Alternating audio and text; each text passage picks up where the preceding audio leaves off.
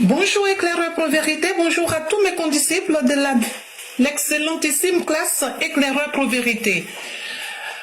Allez les guerriers, nous qui vivons loin de notre pays, aurions tout donné pour vivre ces législatives en direct et nous accommoder à ce cocktail de sentiments que procure ce genre de grands enjeux.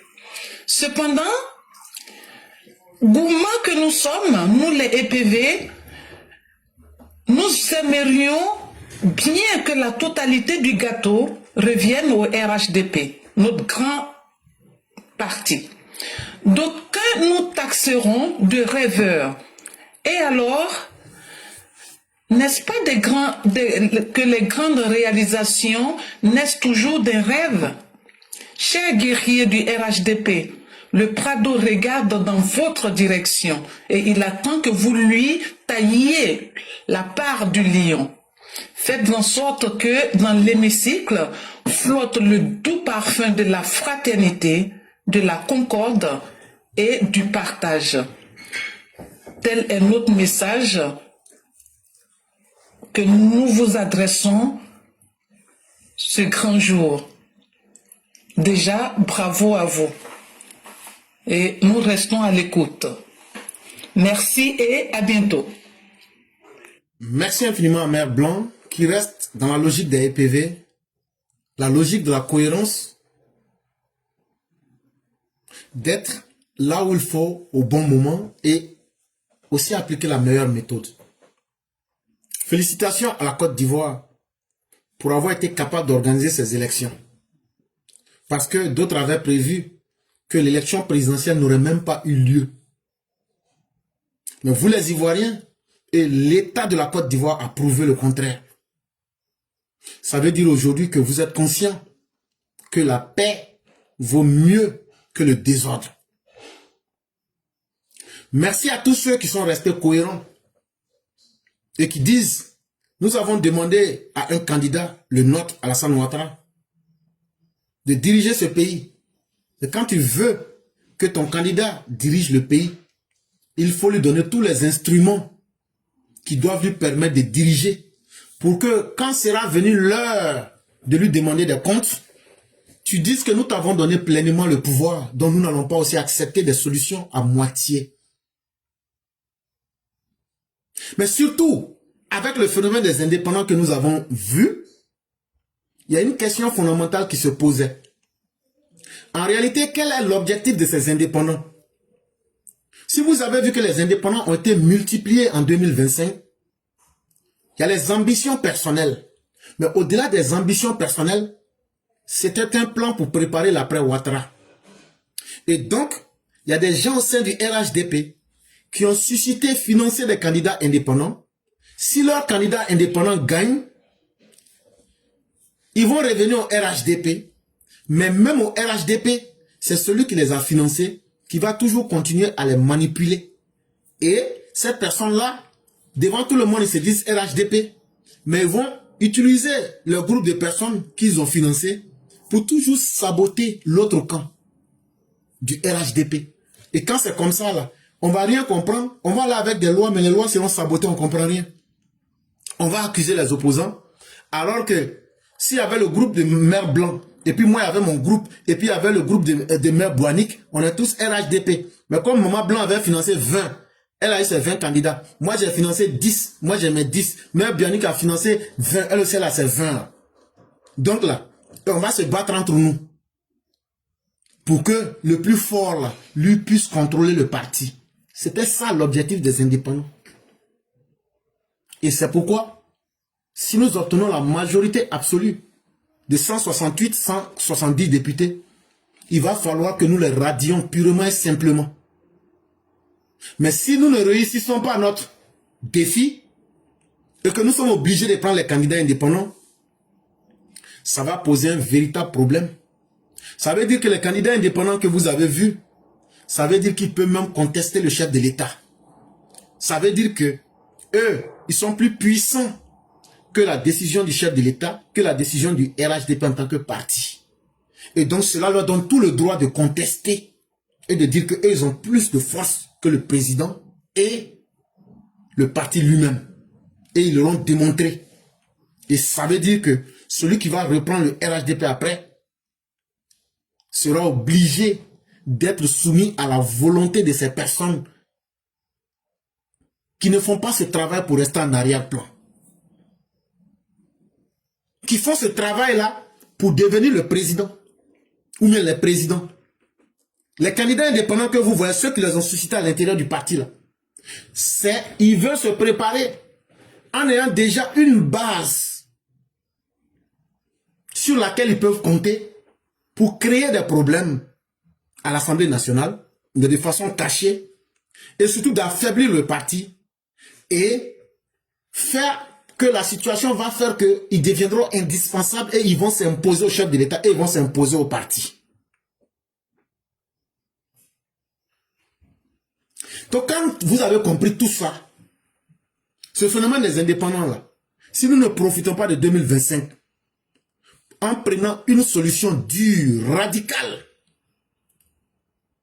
en 2030, ça sera un véritable problème. Et c'est l'unité du parti lui-même qui risque de prendre un coup.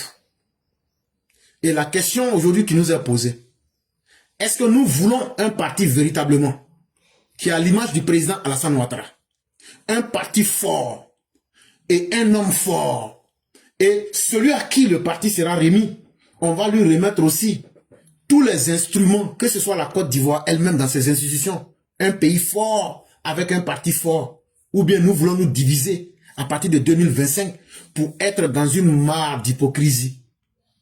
Voilà les questions et les vrais qui s'opposent au RHDP. Et moi je le dis sans coup férir, s'il n'y a pas d'unité et qu'on doit se diviser, il faudrait qu'on se divise maintenant. Pour que chacun s'assume déjà de façon pleine. Et pour éviter cette division-là, si nous arrivons à obtenir nos majorités avec, sur les 255 là, si on arrive à obtenir 168, mais pour rendre ça encore plus beau, 170, tous ceux qui étaient indépendants, on n'a pas besoin de votre victoire. Je dis bien c'est moi. On n'a pas besoin de votre victoire, mais on vous radie définitivement du RHDP. Si on fait ça, ça sera une mesure dure. Ça sera peut-être pas comprise maintenant, mais c'est la seule solution qui va permettre de garder un parti fort. Il y a beaucoup de choses que je sais que je ne peux pas expliquer actuellement. Mais peut-être avec le temps, on va vous expliquer certaines choses. Mais la dynamique globale que nous avons mis en place, elle marchera. Je ne peux pas. La dynamique globale qui est mise en place, elle marchera. Et si elle marche, c'est déjà bon. Ça veut dire que nous savons et nous tiendrons les bouts. Mais nous n'allons pas reculer. Nous ne reculerons pas. Et quand je dis nous, c'est nous, les militants du RDR, les militants qui ont souffert, les militants qui ont été sincères avec le président Ouattara, les militants avec qui le président Ouattara était sincère, les militants qui se souviennent de leur histoire, les militants qui ont cru en une Côte d'Ivoire de justice, mais que des cadres ont voulu trahir pour chercher leur grandeur là. Nous, on va se réunir derrière la personne qui peut incarner nos intérêts. Et comme je l'ai dit, tant que le président Ouattara est avec nous, nous n'allons jamais dévier. Mais le jour que le président Ouattara ne sera pas là, nous on connaît déjà nos choix. Et tous les vrais RDS savent déjà ce que je suis en train de dire. Et il n'y a pas à hésiter. Et nous n'allons pas hésiter. Qu'est-ce que ça va nous coûter? On s'en fout des conséquences. C'est ne pas être capable de s'assumer là, qui sera mauvaise comme action. Donc de la même manière que les gens voulaient se préparer pour prendre en otage des factions du RHDP en finançant des candidats, et puis maintenant ils vont nous encercler. On sort, on est tous RHDP. Mais après là, il appelle et puis il dit, bon mes gars, la loi qu'on va aller voter là, je sais que les opposants ne vont pas voter, non? Ok, donc qu'est-ce que vous faites? Vous aussi, vous faites bulletin blanc, vous ne votez pas. Aïe. S'il y a au moins 50 ou 30 comme ça là, La loi sera sabotée. On va chercher les ennemis. Les ennemis, ce n'est pas les opposants. Les ennemis, là, ce sont les factions, là. Dans le RHDP, il y a des gens qui les ont financés pour déjà préparer l'après Ouattara, là. C'est eux. On sera en train de chercher les ennemis au mauvais endroit, alors qu'on en soit une soi-disant majorité, mais on ne comprend pas. C'est eux. Ils étaient en train de préparer l'après Ouattara en sabotant le régime de Ouattara et en sabotant l'avenir de la Côte d'Ivoire et en sabotant l'avenir des militants. C'est pour éviter tout ça. Nous, on est sortis ici, on vous a dit, votez les candidats du parti. Ce n'est pas que ce soit les meilleures personnes. Ce n'est pas que ce soit les personnes qui vont répondre à vos problèmes. Mais le président Ouattara seul répondra à vos problèmes. Et maintenant que les élections sont finies là, si nous avons cette majorité là, c'est le meilleur moment de les juger et de leur dire la vérité. Maintenant là, si nous avons notre majorité là, que nous avons cette confiance, que nous avançons en tant qu'un groupe unique, formé et déterminé là, le reste c'est des détails qui peuvent se corriger. Et donc nous avons un champ de vision qui reste clair, qui est resté clair. De la manière on a commencé notre unité derrière le chef. Et de la manière Alassane Ouattara ne nous a pas trahis. Nous aussi nous n'allons jamais le trahir. Moi je vous ai dit, même si on dit Alassane Ouattara volé à la BCAO là, et puis on dit on cherche prisonnier là, moi je vais dire aux parents de Ouattara, pardonnez, hein, laissez-moi, je vais aller faire prison. Laissez-moi, je vais aller faire prison. Nous, on n'est plus déterminés. Parce que nous, là, les traces des violences, nous, là, moi, là, j'ai été capturé par les escadrons de la mort. C'est des choses on ne parle pas. Les traces sont sur nos corps. Nos parents ont été assassinés. Nos mères ont été violées. Nos mères ont été assassinées. Les gens ont dit que c'est de la figuration et que c'est du bissap quand elles pissaient leur sang. Nos frères ont été entassés par centaines dans des tombeaux géants. Nous ne pouvions pas porter le tricot d'Alassane Ouattara dans ce pays. Nous n'avions pas de droit en tant que des humains dans ce pays. Nous avions été humiliés de toutes les manières possibles. C'est ce qui nous a conduit à fuir la Côte d'Ivoire pour venir chercher un nouveau destin. Donc nous, dans ce combat-là, nous là, si on gagne l'argent, si on gagne non, on ne gagne pas, ce n'est pas ce qui nous intéresse. Le mal que nous on a vécu là, nous on ne veut plus que nos enfants vivent ce mal. Et c'est ça notre plus grande victoire. Et donc là, nous, la première chose et la dernière chose qui est importante pour nous, c'est d'abord la sincérité. Aujourd'hui, la question que nous autres, nous posons, si nous, on n'est pas sincères avec Ouattara, est-ce que l'avenir de nos enfants ne connaîtra pas les mêmes sorts que nous avons connus? Un père qui n'a pas réussi à régler lui-même ses propres problèmes et qui donne ses problèmes à son enfant, est-ce que tu as été un père digne? Est-ce qu'on peut continuer à fuir éternellement? Est-ce qu'on peut continuer à fuir la terre où Dieu a dit ton cordon ombilical est là-bas? Est-ce que tu peux fuir ce pays et te sentir pleinement humain? C'est ce qui fait que nous on est engagés dans ce combat. Ceux qui méritent des postes, vous aurez les postes. Moi, je ne suis jamais rentré dans ce combat un seul jour pour avoir un poste. Mais je suis rentré dans ce combat, je ne négocierai jamais ma dignité. Je suis rentré dans ce combat, je ne vais jamais négocier ma liberté de penser. Je suis rentré dans ce combat parce que j'ai trouvé un homme qui s'appelait Alassane Ouattara qui ne nous a jamais honni. Mais pourquoi nous, on va honnir Alassane Ouattara? Ne pensez pas que nous sommes des idiots. Hein? La politique pour nous, là, c'est une question de vie et de mort. La politique n'est pas une distraction pour nous autres. La politique n'est pas un instrument pour juste prendre le pouvoir pour bien vivre. Pour nous autres, là, si on n'avait pas connu le leader Alassane Ouattara, une partie de la Côte d'Ivoire aurait disparu. Ce n'est pas une question de nord. Moi, je suis de l'ouest. Qui a tué Bougadoudou? Ça ne vous étonne pas qu'un Dida est dans l'affaire de Ouattara là quand il veut se tuer. Ça ne vous étonne pas. Vous les gars là. Bougadoudou que vous avez tué là, ce sont vos parents qui vous parlent. Vous avez été incapable pour cacher les méfaits de faire l'autopsie. Même si on dit que je ne suis pas digne là, je dois défendre au moins la dignité de mon parent. Je dois défendre la vérité. Pourquoi il est mort? On ne vit pas par expérience. On ne vit pas pour faire plaisir aux autres. On vit pour défendre une cause. C'est quelle Côte d'Ivoire nous voulons? Une Côte d'Ivoire où un groupuscule prend le peuple en otage et ils viennent massacrer les gens et ils font ce qu'ils veulent. On condamne plus de 51% des Ivoiriens à la misère. Est-ce que le jour de notre mort, on sera fier de laisser une telle Côte d'Ivoire à nos enfants? Une Côte d'Ivoire où, selon le goût du jour, quelqu'un peut dire que tu es ivoirien ou même quelqu'un peut prendre ta vie. Où il n'y a pas l'égalité entre les citoyens. Où le chrétien est mieux que le musulman. Mais disons-nous la vérité et regardons la réalité en face.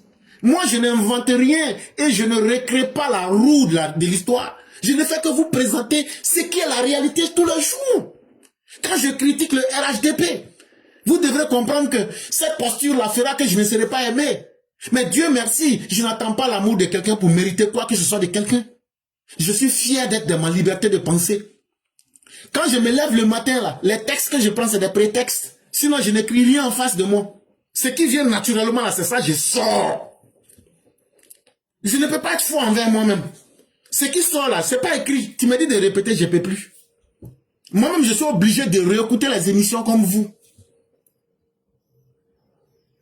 Parce que je préfère être vrai dans ce que je fais. Parce que cette vie-là, je n'aurai pas deux chances de la vivre. Donc là, je ne vais pas regarder quelqu'un. Si je ne mérite pas quelque chose là, je ne l'aurai pas. Donc je ne vais pas me tuer pour avoir. Je ne vais pas aussi me dévaloriser pour l'avoir. Mais tout ce que quelqu'un mérite là, Dieu va lui donner. Donc là, pourquoi je vais courir derrière les gens? Je vais perdre mon autonomie en termes de liberté. Je vais perdre ma dignité humaine. Et je vais compromettre. Et pourquoi je ne vais pas me battre? Même quand tu n'as pas de raison de te battre dans cette vie-là, il faut créer une raison pour te battre. Il ne faut jamais accepter que dans ta vie-là, il n'y a pas de défi. Une vie qui est facile est une vie de décadence. Même si tu penses que tu as tout réussi, là, il faut te battre pour quelque chose. Donne-toi, crée-toi une raison. Et vous qui nous écoutez, on n'a pas les mêmes objectifs dans la vie. Mais la dignité, le respect de soi, et surtout, être capable de dire je n'ai pas existé pour en faire une perte de temps. Et voilà, quand j'étais vivant, le jour que je serai mort, cette voix, vous allez l'entendre. Et l'histoire me jugera et l'histoire nous jugera. Et les gens qui ne nous ont pas connus comprendront qui disait la vérité et qui était dans l'intention que les choses soient bien pour tous. Au fond de nous-mêmes là, nous on a de la haine pour personne. Parce que ça ne nous intéresse pas. Parce qu'il faut être taillé dans un bois pour te comporter de cette façon. Le bois de teck là ne peut pas devenir bois bété. Pourtant ils sont tous des bois. Chacun a une nature. Je peux combattre la haine, mais cela ne fait pas de moi un haineux. Je peux combattre la haine de la manière la plus ferme et même abattre un haineux. Mais ça ne veut pas dire que lui, je le déteste. C'est ce qu'il a fait là, le mal là. C'est le mal que moi je vois et pas l'individu. Lui, il n'est qu'un objet. Ce qui fait d'un être humain un homme, ce sont les actes que tu poses. Si les actes sont mauvais, tu deviens un homme mauvais. Moi, je suis prêt aujourd'hui à fusiller un gore, un haineux, un tribaliste, un criminel. Mais ne pensez pas que c'est le criminel, c'est l'individu que j'ai fusillé. Ne pensez pas que c'est le criminel, le haineux que j'ai fusillé. Non, c'est le mal que je fusille. L'entité néfaste, c'est ça que moi je vois. Et l'histoire retiendra que dans cette nation ivoirienne-là, il fut un temps où il y a des gens qui n'ont jamais tenu compte des appartenances religieuses, des appartenances ethniques. Ils ont dit une vérité qui pouvait arranger tout le monde. Et cette vérité-là, elle va servir d'instrument un jour pour dire, essayons de ressembler à des vraies personnes qui ont existé ici et qui ont défendu la vérité.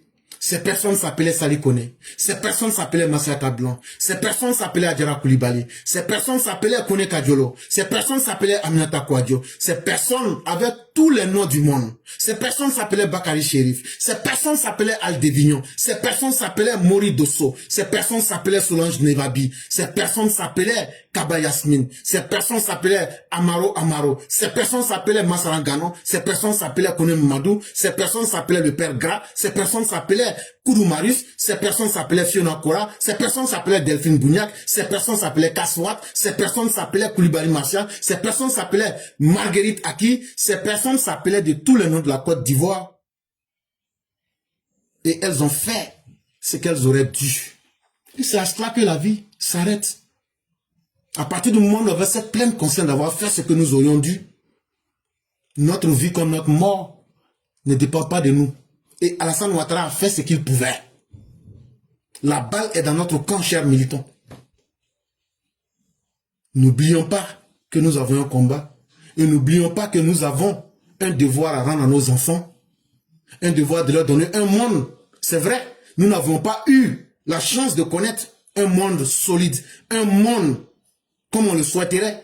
Mais si nous arrivons à donner cela à nos enfants, nous aurions gagné parce que nous avons fait le meilleur combat. Merci à Mère Blanc. Merci à tous ceux qui ont soutenu cette campagne avec un seul message, le message de la dignité. Restons derrière Alassane Ouattara. Alassane Ouattara va mourir. Moi-même, je vais mourir. Chacun de nous va mourir. Mais l'histoire retiendra que quel que soit ce qui a été, il y a un chef politique qui n'a jamais abandonné la cause de ses militants. Il s'appelait Alassane Ouattara. Et il y a un chef politique qui a eu des militants qui n'étaient rien. C'était des pauvres femmes de ménage. C'était des gens qui faisaient le jossi. C'était des gens qui étaient des planteurs. C'était des gens qu'on a ostracisés. C'était des gens qu'on a traités de moutons. C'était des gens qu'on a traités d'incultes. Mais ces incultes, ces analphabètes, ces petites personnes n'ont jamais trahi leur chef. Ça, c'est nous. Nous n'avons jamais trahi Alassane Ouattara. Et ça, l'histoire retiendra cela. Parce que la cause qui nous fait vibrer avec Alassane Ouattara, ce n'est pas les milliards qu'il possède, ce n'est pas son intelligence, mais c'est sa capacité de laisser la porte ouverte à la grandeur de l'histoire. Merci à tous.